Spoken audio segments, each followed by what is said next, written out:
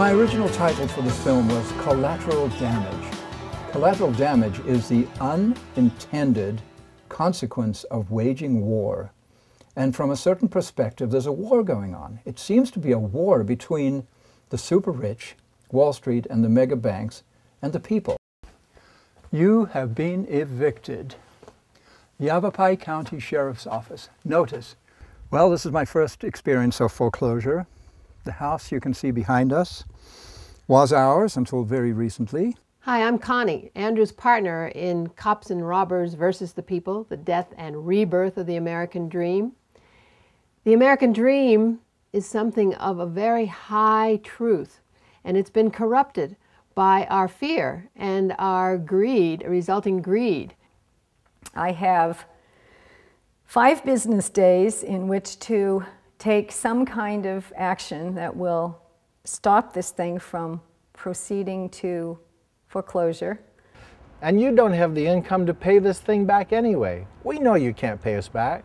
So you pay us money, and after a while we'll foreclose against you, and then we'll own your house.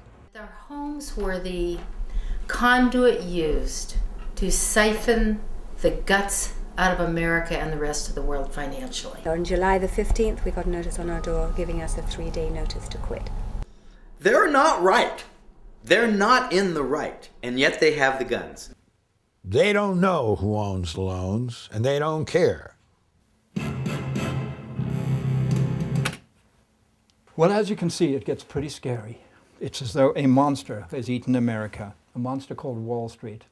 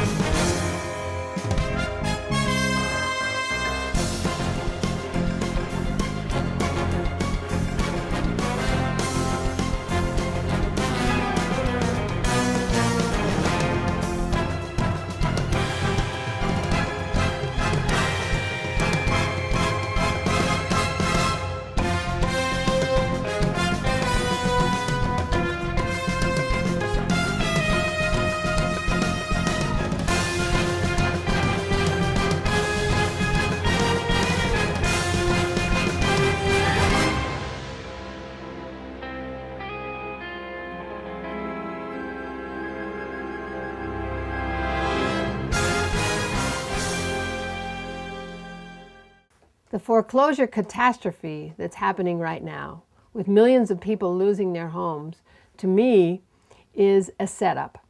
It's a setup for us now to take hold and really take the American dream to its highest place. A sampling of the heroes: attorneys Neil Garfield from Arizona, April Charney from Florida, Matt Wiedner from Florida, Max Gardner from North Carolina, Jeff Barnes from Utah, Senator Marcy Kaptur from Ohio, Senator Dick Durbin from Illinois, Senator Bernie Sanders from Vermont, Senator Jeff Merkley from Oregon, Senator John Tester from Montana, Harvard law professor Catherine Porter, Georgetown law professor Adam Levitin, bank regulator and University of Michigan law professor William Black, Rolling Stone writer Matt Taibbi, filmmakers Michael Moore, Danny Schechter, and many more. No matter how bad things may look, I have this saying: the worse it looks, the better it is, because there's a balance in the universe, and at the moment it appears that things are extraordinarily out of balance. Connie and I have lost almost everything.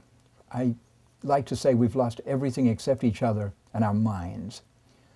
Here we are, basically living on raw trust, knowing that it's okay, knowing that no matter what happens, knowing that whether or not we get to keep this very house that we're sitting in right now in Sedona, Arizona, if we keep it, it will mean that we have prevailed in a very tricky legal system. And if we lose it, we also have to trust that that's okay, because our job is to be on the road documenting this situation. Our job is to be out there seeking the truth. Our job is to be out there presenting a vision. If the American people ever allow private banks to control the issue of their currency, first by inflation, then by deflation, the banks and the corporations that will grow up around them will deprive the people of all property until their children will wake up homeless on the continent their fathers conquered. Thomas Jefferson, 1802. This is an optimistic film because we here at Cameron Baxter Films are optimists. I think one of the really special things about this film is the fact that just ordinary people turn out to be anything but ordinary. These folks who you wouldn't expect it. They're not lawyers or senators, they're just homeowners.